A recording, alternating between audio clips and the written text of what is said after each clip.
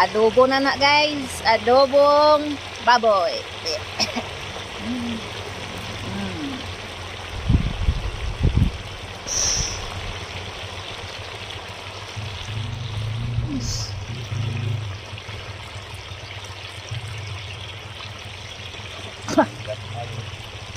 Ha? Giluto niya lata na po dinuang. Gidiretso na lang naglata unta. Anak siya, baon ba? So ito yung mga intilya ni Pano. Ano sa man eh? Ribs. Oh, ito po yung mga ribs ng baboy kanina na kinatay natin guys. Tatlong baboy na kinatay natin nakaabot ng 405 kilos lahat. Oh. So,